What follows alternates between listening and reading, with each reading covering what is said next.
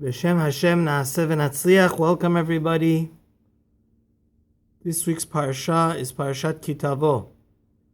And it's a very sobering parsha. Hopefully we only get the blessings of it, but it has dozens upon dozens of curses. Please take a look in chapter 28, passage 47, towards the end of the parsha. What is the source?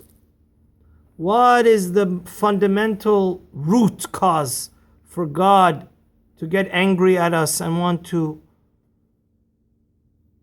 teach us a lesson, and therefore, unfortunately, terrible curses have to come upon us?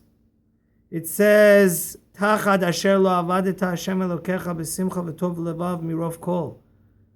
You didn't serve your God with joy and enthusiasm, even though you had everything. Now, go and serve your enemies.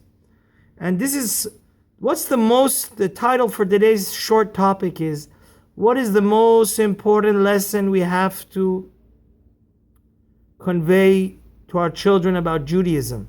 And that is, Baruch Elokeinu sheberanu lichvodo v'ivdilanu midat toim. Asher bachar banu mikol ha'amim v'natan lanu et torato. We're so blessed, and we should be so overjoyed and so privileged that we are the chosen nation, we are holy. If God forbid, this is the thing that we have to instill into the DNA, every fiber and every single drop of blood of our children, that the Torah, heaven forbid, is not a burden. Oh, I have to go Kenisa. Oh, I have to fast on Yom Kippur. Oh, I have to go stay the whole day and complain about being in synagogue. The high holidays are literally just a few days away, Rosh Hashanah. Oh, I have to listen to the shofar. If that's our attitude towards God's commandments, it's like a father, he gives his child the most precious gem and diamond, and the kid complains, why did my father give this to us? The most important thing that makes us angelic, it elevates us, it makes us holy, it makes us special, is what? The Holy Torah. The Torah. This week was one of the most difficult weeks of being a rabbi. I experienced such filth and shamelessness. When we learn the Torah, we learn fear of heaven, we learn that we're human, we learn we have to be modest, we learn that our eyes, we have to control how we dress, what we look at. And the Torah makes us more of an angel and godly than an animal, than a filthy animal. So the Torah, the commandments, should we complain about it and just be totally like a robot or should we be enthusiastic? The beginning of the end is when we look at the Torah as a burden, and so many Jews have been assimilated. A silent Holocaust is going on this because we've got this wrong. Do you know I have a colleague, he's a rabbi in Brooklyn. He told me, unfortunately there's a spiritual Holocaust going on. So many Jews with the name Cohen and Schwartz and Weiss and Reese and Greenberg, they're Jews in name only.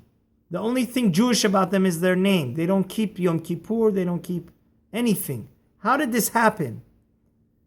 Well, many of their great-grandparents were Orthodox Jews with payas. So Rav Moshe Feinstein, they asked this question to Rav Moshe Feinstein. They said, Rav Moshe, you're the greatest Jewish rabbi of America. You're the chief halachic decider. How is it possible? When the Jews came to America, it was a terribly difficult crisis, test, because everybody would work on Saturdays. And many Jews would do extraordinarily sacrifice their job almost every week on a weekly basis and now work on Shabbat. So how could these children go away from the path of light, from the path of Torah, and be totally secular? So Rav Moshe said, because you know what? The parents would get fired on Friday. The boss would tell them, don't come back to work if you don't want to plan on working on Shabbat. And instead of being happy and being in a good mood, the entire Shabbat, the mother and father would complain.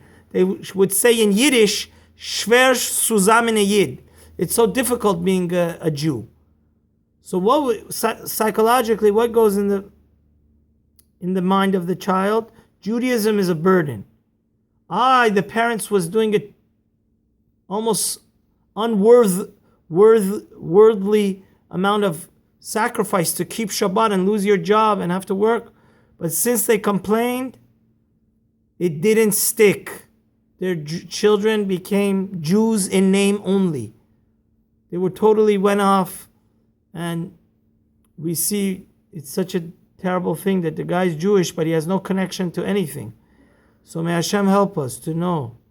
The most important, Rav Hutner said this, the Rosh Yeshiva of my Rosh Yeshiva, the Rosh Yeshiva of Chaim Berlin, he said the most important thing we have to imbue and teach to our children that every commandment from Torah there's a limitless amount of wisdom inside, value inside, and we should be so happy and joyous and grateful that we are the chosen one. And in honor of this joy, may we have a truly happy and healthy new year. Don't forget to subscribe and have a wonderful day.